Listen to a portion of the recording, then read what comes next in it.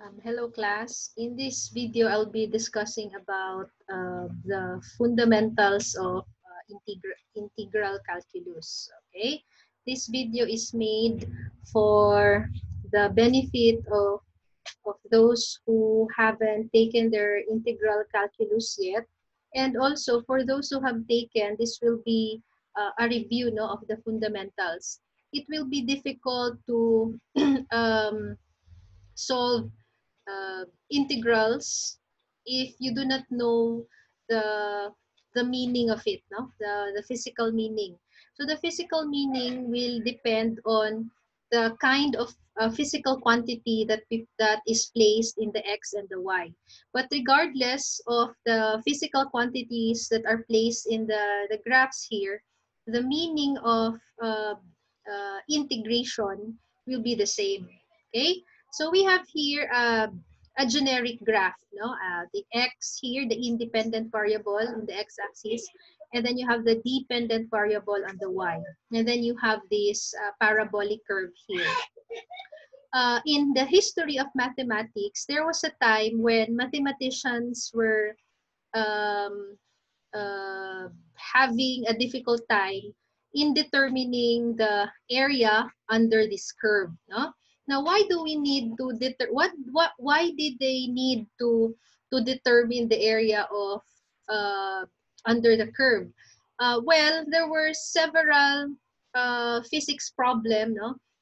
Physics questions in the past which were not easily solved by algebra. Okay, so dumating yung time na nalaman na ng scientific community na wait, our understanding of math is lacking, so we need to dive into it a little bit deeper. Okay, so ayan siya. Now, um, the the first thing here is this. If our goal is to determine the area under the curve here, or the area between the boundaries of the x-axis and this blue curve, we can do that without calculus first. No? So say, for example, if we want to determine the area under this curve, for example, I'll call this as point A. And then let's say somewhere here or somewhere here is point B. So my goal is to determine the area under this curve. Now, if I do not wish to use calculus first, or let's say hindi ko pa alam paano ang calculus, then what I do is I divide this into segments. No? So if you notice, the strip here which shows a rectangular shape, meron pang konting space sa taas na hindi na-include, no? So uh, I'll continue making segments here, strips, ayan, and so on. Now, what I can do is I can approximate a shape. So let's say, for example, ito, I'll make this as this shape. Ayan, ito. So if you notice, there are areas that are not included in the curve. So ito, ganyan. Here, somewhere here, and then somewhere here. Ayan. So there are some areas na I'm not including it. So that is already a cause of some degree of error na. So what I do now, I can get the width of this strip. Okay, if I'll take this as my initial x and then this is the final x, so I'd say that this is the change in the x at A. And then later strip, delta x sub B until pang ilan ito. Hindi, ayoko nang i-count. So let's say the last strip is x to the n. Now, that is for the width of the shapes here. What about the height of my strips?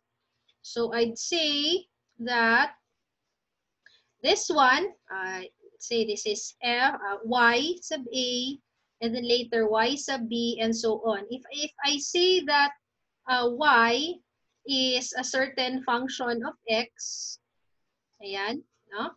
So I can say that the area under this segment will be, let's say, f of x, because that is the height of my first strip or segment, times my delta x sub a.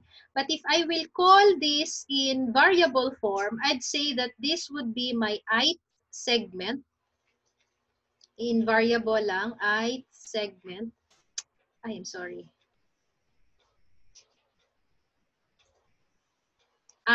Letter I. Ith segment.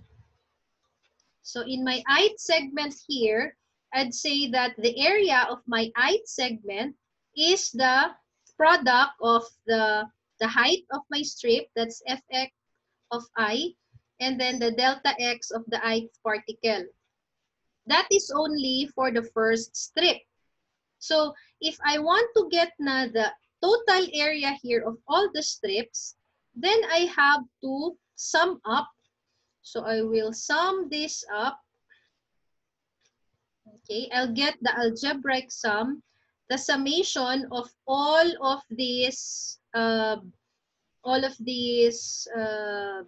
areas, no? I will start from, so the ith particle, the first is 1, and then kung ilang strips, let's say up to n yan. So I'll be summing this up, everything here. So in other words, since there is a portion of area under this curve which I tend to neglect because of my chosen shape, then the summation now of all the areas of the strip will just be an approximation. So this is just an approximation. I'm not very accurate. It's an approximation. Approximation. Ayan. Okay? Now, what happens is to increase the precision of my calculation, ayaw ko yung approximate lang. So what if this time, if you will make the delta x infinitesimally small, okay, such that, so when I say infinitesimally small, I'd say that the x initial at A is almost equal to the x final A. So that if I get the delta x in my A, it will be very small such that it's almost 0. So this is now an infinitesimally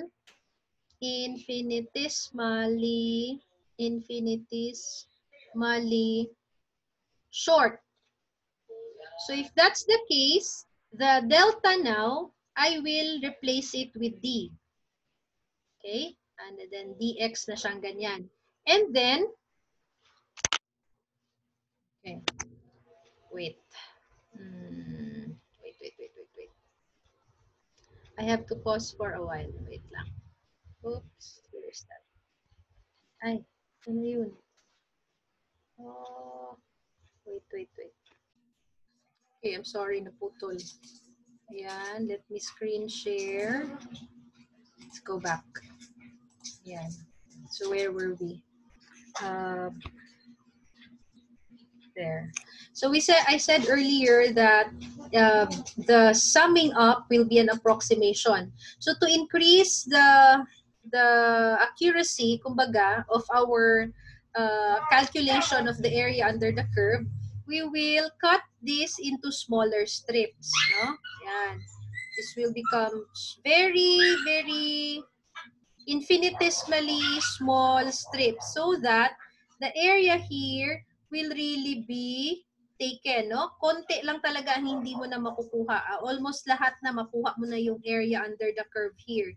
So, what when that happens, when you cut the segments into very small strips, then it's not practical to count the very small area and to sum it up.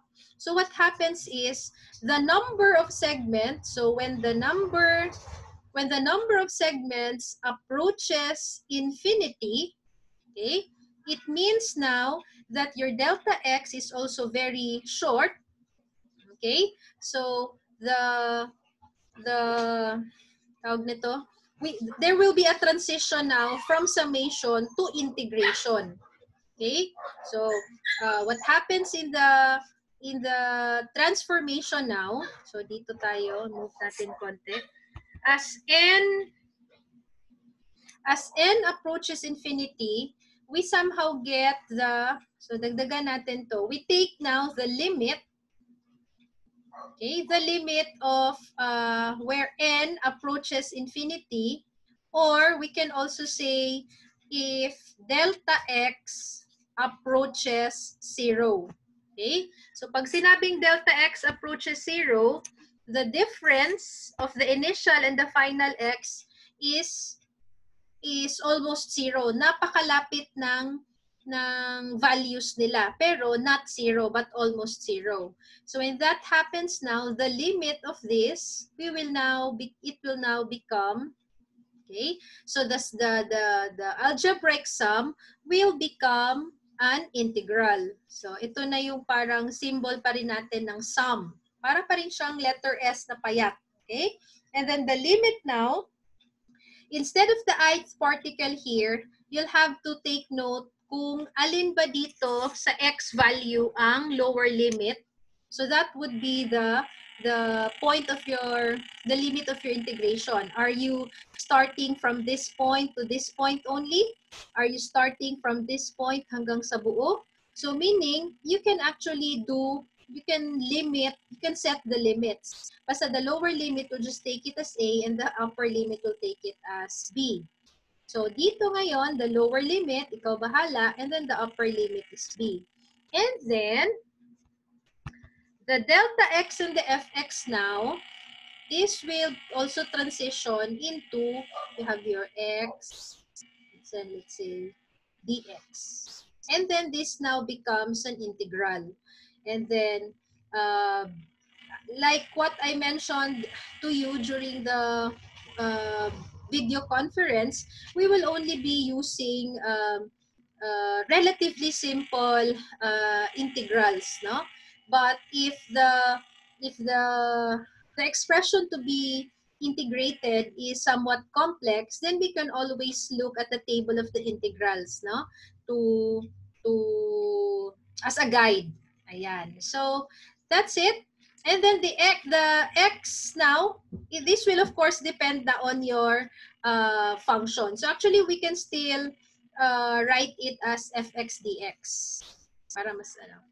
So you have your function here of x, and then of course dx. There are times of course now we will be integrating with y, sometimes d. So it's the x, y, z. The coordinates x, y, z will be our integrating variable or variable of integration. Okay, yan. Variables. So when are we using this? You have already used this in the problem set number 2, no? For kinematics from 1 to 3 dimensions. Now, pag nag-integrate kayo, of course, it will have to depend on the kind of function that you are integrating. So, yung may physical meaning sa kinematics is only applying the power rule, no? Now, also remember that see integration, you are summing up everything. So the idea of doing an integration is you are to determine the area under the curve. Okay? Now, for the physical meaning of the area under the curve, then it will depend, as mentioned earlier, on the quantity na nilagay natin sa graph natin. So for example, in kinematics, we have paatras man kasi the parang the tawag dito, the antimatter kumbaga, or the alter ego of integration is differentiation. So sa differential calculus, you are given a certain function And then you will have to integrate that, respect to that. Tapos, you'll be arriving at a certain derivative. Diba? Let's say first derivative. Sa integration, baliktad. You will start at a certain derivative, and then you will do a certain summing up. So derivative, ito na yung maliliit na segments, no? Mga very small intervals para makuha mo ulit yung equation or function. Kaya we also say that the resulting integral is an antiderivative. So yan din yung ginagamit ng mga mathematicians na term. The antiderivative is the integral because it's just the opposite of differentiation. Sa differentiation, you get yung ginawa natin kanina na nag-cut tayo into short strips, yun na yung the act of differentiating. No? So pag meron ka ng mga derivatives na yan, pag inad mo na naman ulit, inad mo yan lahat, then that is already integration. Kaya kung sa power rule sa differentiation, let's say you have let's say d dx, and then you have x to the n, you get the derivative of x with d dx. Diba, nag-ano ka lang, you have the exponent, power rule lang ito, no? X, and then n minus 1. Pero pag nag-integrate ka na ng mga maliliit na x mo, okay, x to the n, i-integrate mo siya, then mag-o-opposite ka. So kung nag-subtract ka sa differentiation, mag-a-add ka sa integration, n plus 1. Kung nag-multiply ka sa differentiation, magdi-divide ka sa differentiation, sa integration. So ito lang ang sinasabi kong power rule sa differential at saka sa integral na pinakagamit sa physics na may physical meaning. Although there are times na we will be using the table of integrals, lalo na pag mga rational functions, mga trigonometric functions na hindi na natin kayang i-memorize, so gagamit na tayo ng table. Okay? Pero pag simple lang na polynomial, ang function natin, di power rule lang yan. Okay? And then the last part of my video would be giving you a physical example of where integration is applied in physics for engineers. So in kinematics, for example, ayan, kinematics. Okay? So let's say, for example, we are given the acceleration, let's say along the x po na, as a function of time, yung graph natin. Okay? Pag nag-graph, dapat i-label yung dalawang axis. Kung merong binigay na unit, ilagay nyo yung unit. But in this case, wala akong unit. Variable, ano lang siya, unit. Okay?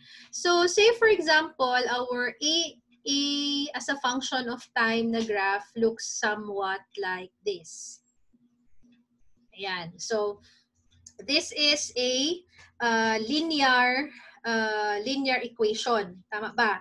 So if we get this is an example of constant na increasing acceleration. Hindi ito constant acceleration na kasi nag-ano man siya, nag-change man siya with time. Kung constant acceleration, pag constant positive, edi ganyan ang graph mo, or constant zero or constant negative. Okay. So in this case, meron kang linear na equation. So if we get the area under this curve, ayan, meron kang area ng triangle, tapos, ayan, sorry. And then meron ka din ditong maliit na tawag niyan, rectangle sa baba. So in this case, since this is a linear tawag nito equation, so let's just say I'll give a linear equation for my t. I may my acceleration as a function of time. So ano ba, let's say kunyari lang ha, 5t plus 2. Kunyari ganyan. So meaning linear man no? So, intercept siya at dito sa 2. Ayan. And then, meron siyang slope na 5. 5 rise over 1 run. So, 1, 2, 3, 4, 5, 1. 1, 2, 3, 4, 5, 1. Baliktad ito. Sige lang. Ayan. So, if we want to determine the velocity as a function of time, okay, diba we know that we have a certain initial value of your VO plus the integral of your AX of t as a function of time. So if let's say this is another constant, ito yung sa calculus ninyo, 'di ba, na meron pa ito ditong plus c for constant, itong dito sa taas plus c. Yan. So ito yan siya, velocity at initial time here. So you get the integral of this so you have a certain constant here and then you have plus, so integrate natin si 5t plus 2. So we are already expecting here that the velocity time graph will be quadratic because it's only a quadratic graph that will lead to a derivative that is linear. Okay? Kasi the derivative of v is equal to acceleration, di ba? So applying the power rule here, we have here pilaman. So a certain value VOX plus, so this becomes 5 halves t squared plus 2t. Okay, this is now our equation for V. So pag i-arrange natin in descending order, you have 5 halves t squared plus 2t plus a certain constant. So as expected, we have here the velocity as a quadratic equation. So pag in-graph natin ito, si velocity versus time, this is now a quadratic parabolic curve na ito. So say for example, ano ba ang nag-start siya na positive, certain positive, and then nag-increase positively. So parang ganyan siya. Ayan. So when time is 0, meron ka ng constant dito na so when time is 0, you get the tangent line at this point. Ang slope nito equal dito sa VOX kasi ito magsi-0. And then later mag-increase siya ang slope, increase. Ang slope nito is equal to acceleration instantaneous. So pag pinlat natin ito at certain times ni A values, ito ang lalabas. Yan. So, the slope of this tangent line here is hindi siya horizontal. Meron siyang certain positive value. Ito yon. Kasi ito yung y-intercept natin kanina, 2. Tapos later, medyo malaki na yung angle dito, kaya greater slope na ito, positive. Ayan. Pag kinonect natin yan, ayan na siya. So, parang umatras ka ngayon. Okay? And then finally, pag in-integrate na naman natin ang area under this curve, ayan, you will get a cube na equation. Ayan. So, you will continue this now. So, if you want to determine position as a function of time, you have initial position plus the integral of the Vx of t. As the integrating variable is time. Kasi t yung nilagay natin as x coordinate. And then, magli-limit na lang tayo dito kung ano yung gusto mo na limit. Say, for example, from 0 to 2, from 0 to 3, or kung ano man siya. So, ito yung specific application natin for kinematics. When we go to chapter 5 on work, okay, so we will now be working on a graph naman this time ng force along the x-axis versus position. Ayan. And then meron kang graph na, merong ibibigay sa atin na graph. Pwedeng ganyan, linear, tapos nag-increase, bumaba, tapos let's say na ganyan. So if we are to determine the area under these curves, ito, the area under this curve now will give us the work done. Ayan. So, walang problema kung linear ang graph, guys. Kasi titingnan mo lang yung shape ng figure. Ito, square. Alam mo naman ang area ng square. Length squared. Tapos itong isa, another linear curve. You get 1/2 base times height of this plus ito. Yun na yung work done from this position to this position. And then, meron ka na namang maliit dyan na triangle. Tapos ganyan, area ulit. Dito ngayon sa curve, ito yung kailangan mo ng meron kang equation. Kasi dito ka ngayon mag-i-integrate. So, dito lang yung integration mo. Ganyan. So, this is another example. Itong portion na ito, from here to here, mag-i-integrate ka. Okay? Kasi, the integral of f of x dx, this is the fundamental definition of work. And then that is integrated from initial position to final position. So babalik na naman tayo ulit when we go to work this time. Kaya it's important that you understand the concept of area under a curve. Kailan siya gagamitin? Ano ang physical meaning niya? I hope you understand by now na yung physical meaning ng area under the curve or physical meaning ng any graph will depend kung anong klaseng graph meron ka. So dito, sa force versus position, ang area under the curve, the physical meaning is that is equivalent to work. Dito naman sa velocity versus time, ang area under the curve is equivalent to position. Kasi ang integral ng v of t will give you the position at any time. And then when you're looking, or when you're working at acceleration versus time graph, then the area under the curve will give you the velocity. So yan ang ibig kong sabihin pag sinabi kong the physical meaning of the area under the curve will depend on the physical quantity that you place in your graph. But the main point is clear that we need integral calculus if we are already working with continuous graphs. No? Hindi na siya discrete na talagang makakount mo. Kaya ang bottom line, the algebraic summation will only be helpful or practical if your number of readings, I mean yung number ng addends, yung ina-add mo is masyadong malayo sa infinity, meaning countable pa ito. Kaya pwede ka lang mag-algebraic sum.